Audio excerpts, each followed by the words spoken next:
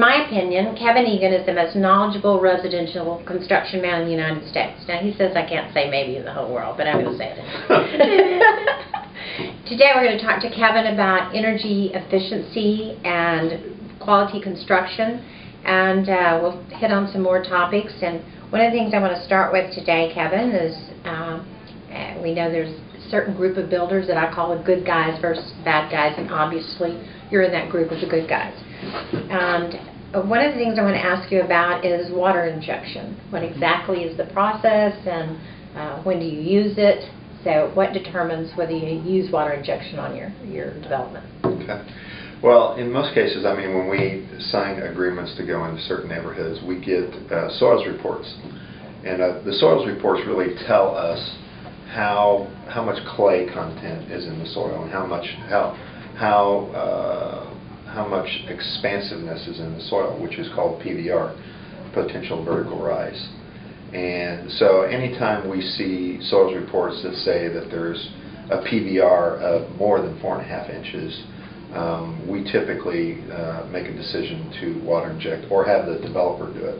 And in most cases today, we're actually doing chemical injection instead of water injection, because chemical actually changes the chemical makeup of the soil. And so water injection is kind of a pre-swelling process, where you inject down to 10 feet and you pre-swell the soil. So you're basically pre-swelling the clay soil so they can't expand anymore. What chemical injection does, you basically inject it the same way with water, but there's chemicals that are injected down in the soil that also, it changes the chemical makeup of clay. You know, clay over time likes to absorb water and retain water, but it also expands at the same time. And so by changing the chemical makeup of the clay soil, we actually make the clay soil resistant to absorbing water. So the clay soil will no longer even absorb water, and if it doesn't absorb water, it won't expand. Is it more expensive? It is. It's a little bit more expensive, but it's more of a long-term solution. You know, that today when you water inject, you actually have to put a poly membrane over the top of the lot and then cover it up with a foot of soil. And the reason you do that is because it will dry out over time. You know, when you water inject, I mean, that water will eventually evaporate out of the soil. With chemical injection, like I said, you're changing the chemical makeup of the soil itself, and so you don't have to cover it, you don't have to do anything. It actually changes. You know, but what it does is it's changing the chemical makeup, but it also, because you're injecting with water, you're also expanding that soil. So you're expanding it and changing the chemical makeup at the same time. Are you saying now that you don't do water injection at all anymore, or is it just you know, it depends. I mean, if our developers do it, in certain neighborhoods, they have the option of doing chemical or water, and typically they do water. And what happens is that you know, by doing water injection, it really is only good for 2 years once it's injected. So if you're not building on that lot for over 2 years, you basically have to go back in and water inject again. So you just water inject like direct drilling underneath the slab, or where you? No, you have to do it before you start construction. Okay. So you're going out and injecting the lot before you begin construction.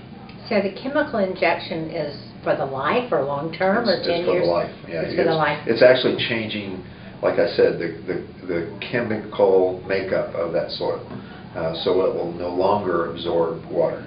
But you still use the PVR determining?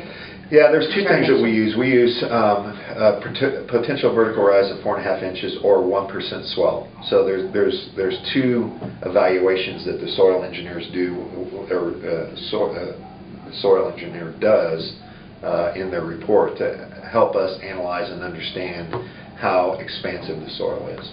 And so when you do a water injection, then they go back and test the soil once the injection's been done. They go back and test the soil to ensure that they basically have reduced the potential vertical rise and the percent swell in it. Okay, when we're talking about chemical injection, you know, what kind of chemicals are we talking about? We're not talking about something that's going down and that's leaking into our water supply and causing dangerous problems. Not at all. And it's actually mixed with water, and people are concerned about that, and actually the people that do our chemical injection have little brochures that explain the type of chemical that's injected. I don't know the exact name of it, but you know, that it doesn't harm people, and it doesn't harm plants, and it doesn't harm your foundation or any of those things. And no animals. No animals. You know, big Unfortunately, it doesn't do much for fire ants. But that's good to know. All right, that just makes it a safe, effective way of securing your foundation, your slab to be in good shape for years to come. Thanks, Kevin.